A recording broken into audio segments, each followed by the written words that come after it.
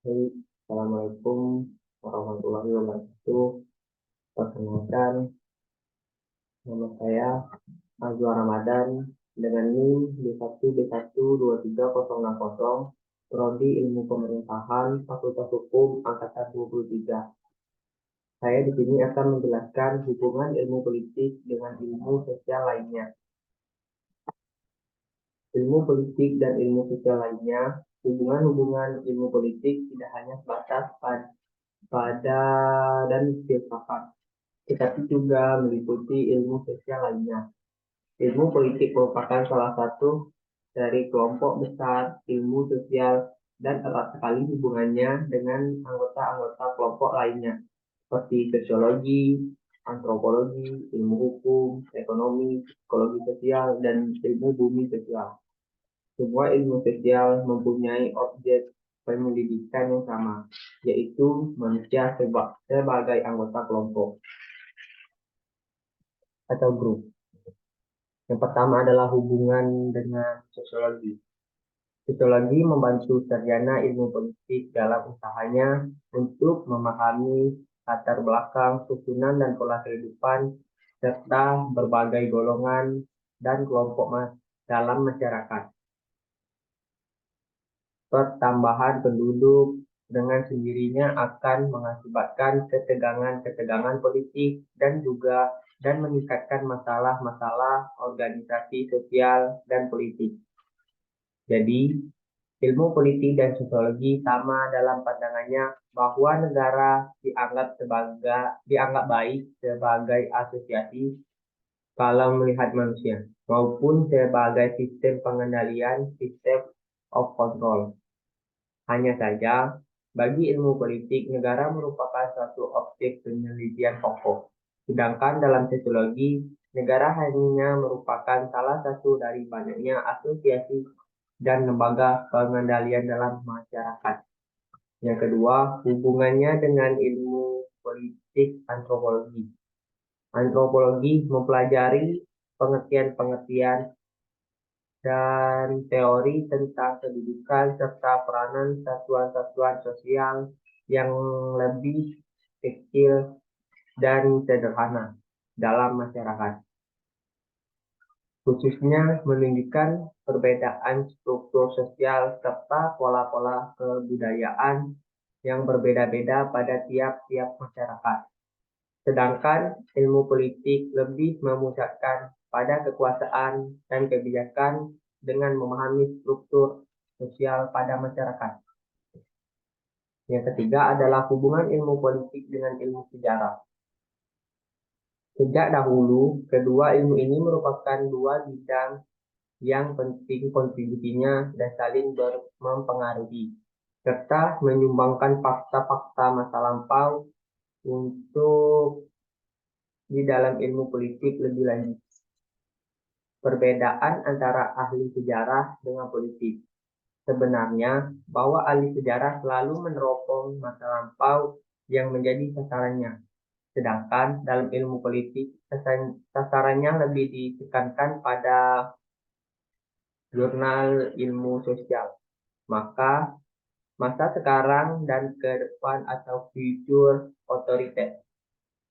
Para ahli ilmu politik selalu tidak puas hanya mencatat fakta-fakta sejarah, sehingga ia akan selalu mencoba menemukan dalam sejarah pola-pola tingkah laku politik yang dalam batas-batas tertentu memungkinkan untuk menyusun suatu pola perkembangan masa depan dan memberi gambaran bagaimana sesuatu keadaan diharapkan akan berkembang dalam keadaan tertentu.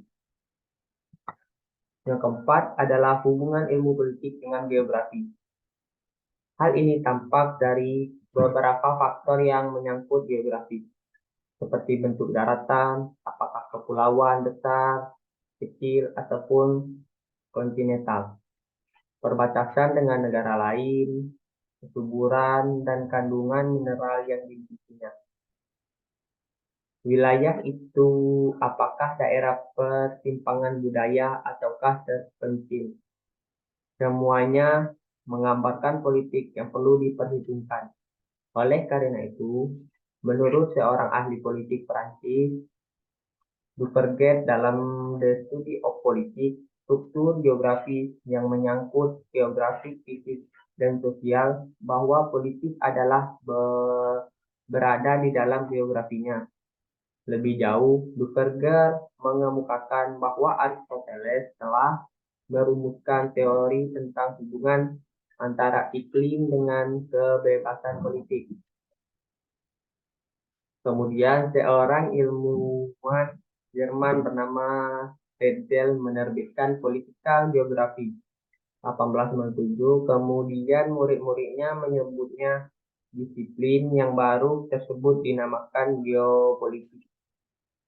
Namun demikian, hubungan geografi dan ilmu politik sampai sekarang tetap memiliki keterkaitan yang begitu melekat antara kedua disiplin tersebut.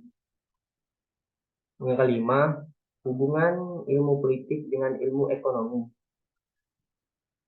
Politik juga berhubungan erat dengan ilmu ekonomi, di mana prinsip yang tercakup dalam ilmu ekonomi akan diadopsi oleh ilmu politik, yakni pengambilan kebijakan dalam sistem politik, yakni bertujuan untuk kemakmuran ekonomi dalam pembangunan suatu masyarakat. Seseorang sarjana politik misalnya dapat memberikan bantuan sarjana ekonomi tentang syarat-syarat ekonomi yang harus dipenuhi guna memperoleh tujuan-tujuan politik tertentu, khususnya yang menyangkut pembinaan dan kehidupan demokrasi. Dan yang terakhir adalah ilmu hukum. Ilmu hukum tidak melihat manusia sebagai makhluk yang terpengaruh oleh faktor sosial, psikologi, dan kebudayaan. Akibatnya ialah bahwa ada kecenderungan antara ilmu hukum untuk menemukan kekuatan-kekuatan sosial dan kekuatan-kekuatan lainnya yang berada di luar bidang hukum. Selain dari itu, ilmu hukum sifatnya normatif dan selalu mencoba mencari unsur keadilan. Aliran ini kuat sekali dalam kepuasan-kepuasan mengenai negara hukum yang menekankan bahwa perasaan keadilan merupakan basis dan dari seluruh yang mendasari negara. Perbedaan antara negara sebagai badan hukum dan badan hukum lainnya ialah bahwa negara adalah badan hukum tertinggi yang mempunyai sifat mengatur dan menerbitkan. Ini berarti bahwa ia tertib yang diselenggarakan olehnya bersifat non-formal, yakni sesuai dengan aturan-aturan dan norma-norma yang telah ditetapkan sebagai patokan. Sekian presentasi dari saya akhiri. Wabillahi taufiq wal hidayah. Wassalamualaikum warahmatullahi wabarakatuh.